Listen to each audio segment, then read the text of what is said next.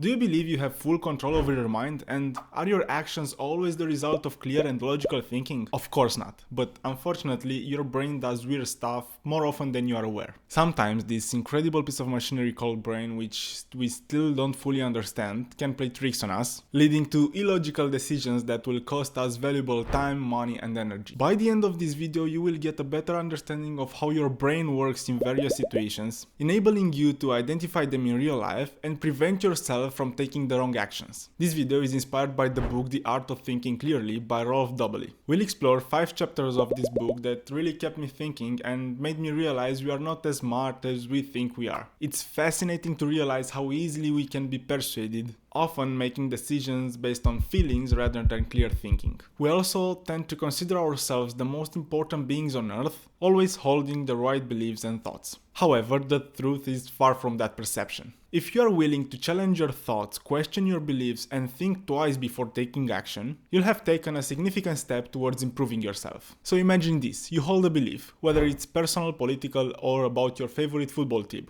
Now, your brain has the tendency to seek out information that confirms what you already believe. It's as if your brain puts on a pair of glasses, filtering anything that doesn't align with your pre-existing belief. This is called the confirmation bias. Think about a situation in which your friend is showing you some kind of data that shows that your favorite football team isn't so great after all, or a study that doesn't align with your beliefs. What is your first reaction? Your first reaction is to reject the premises and think about how dumb it is, ignoring contradictory evidence. This is a human reaction. It's normal to disagree with a belief that's not the same as yours. The problem appears if you don't start questioning yourself right after that, because it limits your ability to consider alternative perspectives and blinds you from valuable information that could broaden your understanding to the world. You become trapped in your own bubble of certainty and missing out on opportunities for learning. So the next time you find yourself clinging tightly to a belief, take a moment to pause.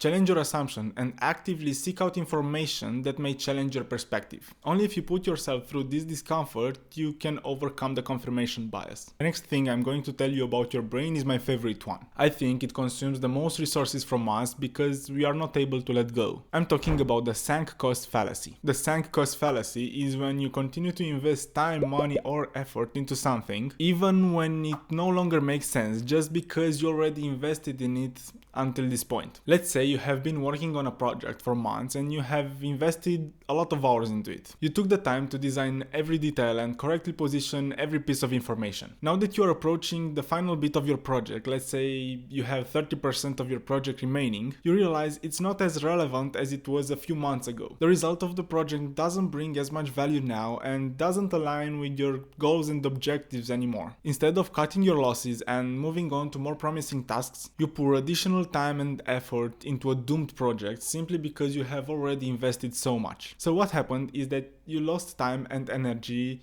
finishing an irrelevant project instead of using them to create a new one. I'm not trying to influence you in any way to stop working on your projects, but make sure that if you invest time, money or energy, you do it in a way that is in line with your goals and objectives, and you're not doing it just because you already started it. Moving on from the sunk cost fallacy, another thing your brain is known for is craving stories. It is wired to look for stories in every aspect of your life. This is called the narrative fallacy. Your brain tends to find a story and to create a narrative, even when the events are random or unrelated, and this leads to misunderstandings and misinterpretations. Let's say you wake up one morning with an inexplicable craving for pancakes. You go about your day and you notice pancake-related signs everywhere. You see pancake ads on billboards, your Instagram feed is full of pancake recipes, and even your friends text you to go out for a pancake later that day. Your brain, on its storytelling mode, jumps to conclusions and thinks that it might